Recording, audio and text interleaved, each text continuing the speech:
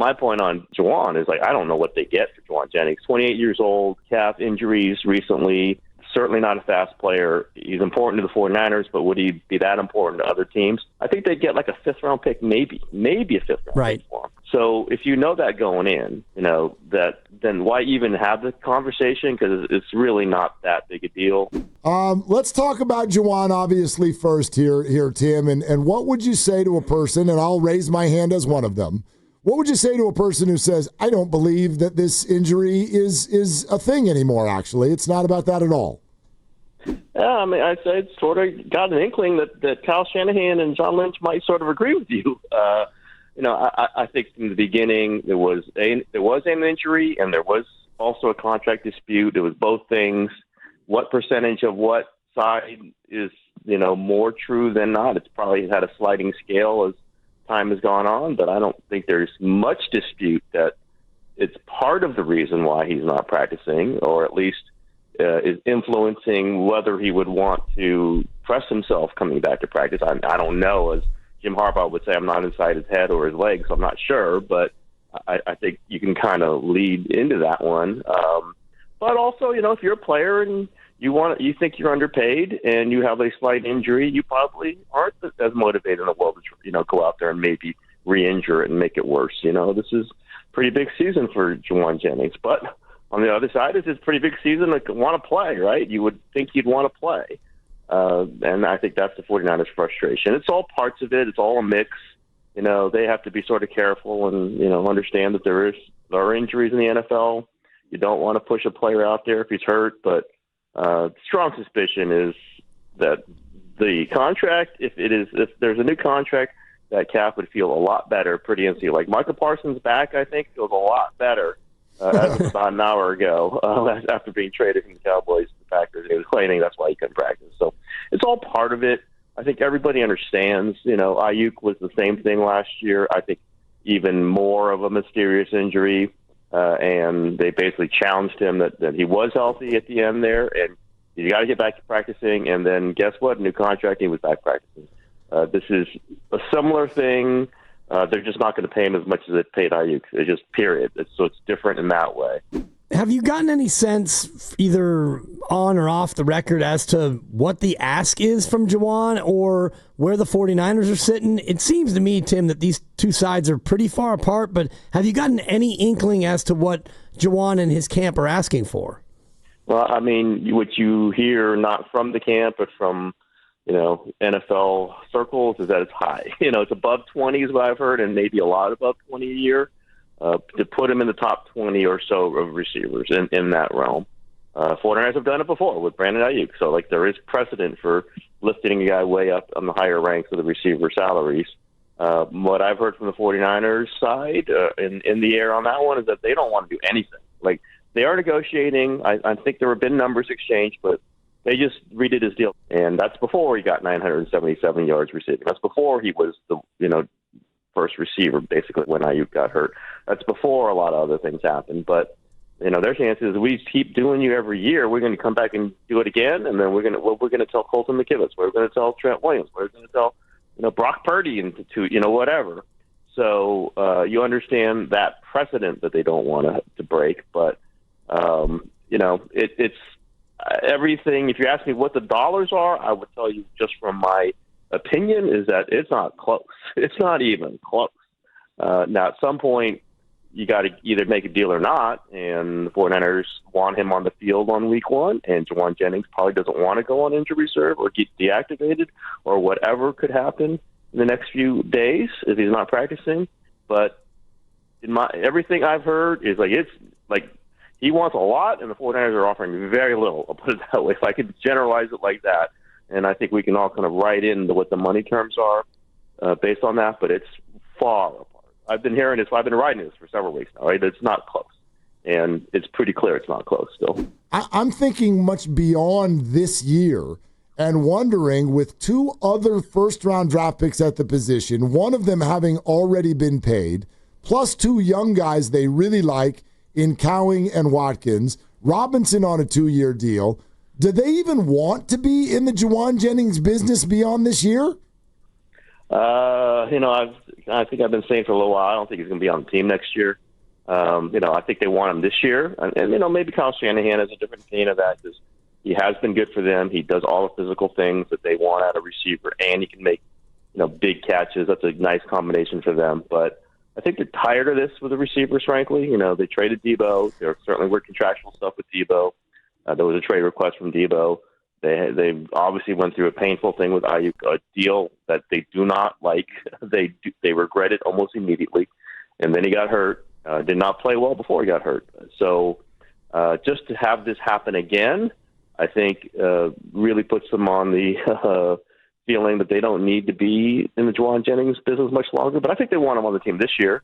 Who's going to play receiver for them? If it's not him. You have Ricky Pearsall, who has not been through a healthy season.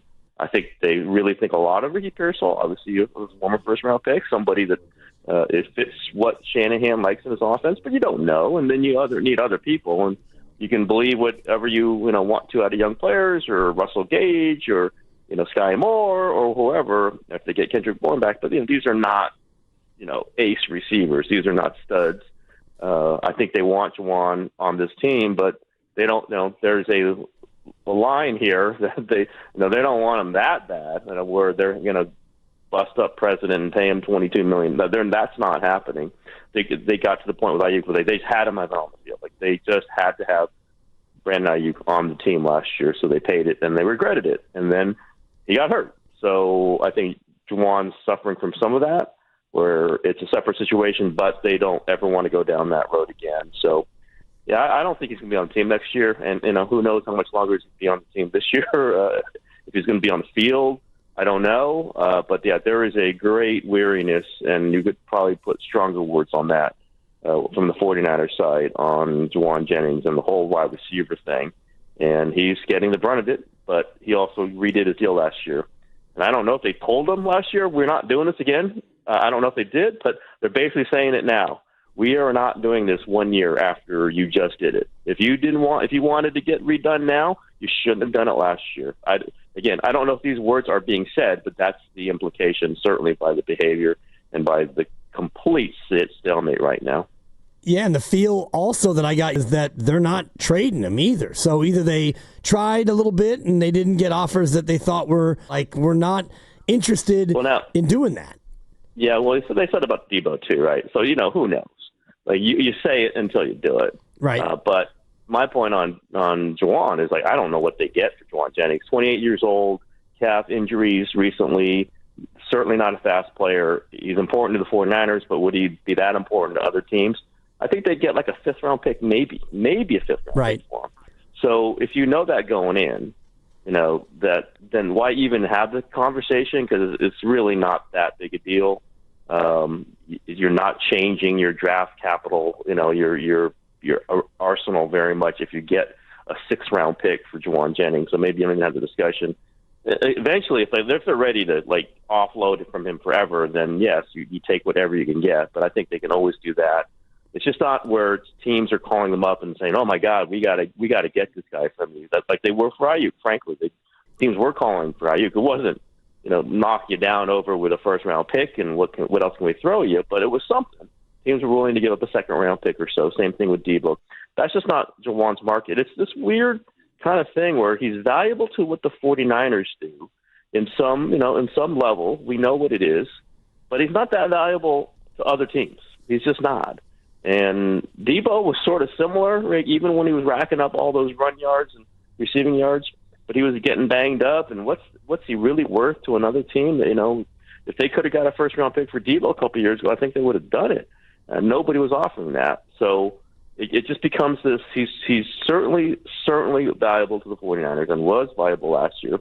But, of course, he was wide receiver 1 on a 6-11 team last year. It's not his fault, but it's not like that's the guy who's going to go win you games, certainly.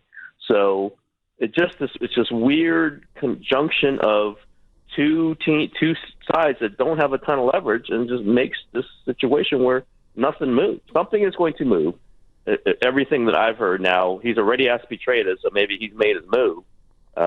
Again, when John Lynch said that, we're not doing it, I just watched it. He said that about Debo at the end of last year. When everyone knew they would, right? everyone knew they were moving on from Debo, and he said, we're not trading him. Well, you say that until you're ready to do it.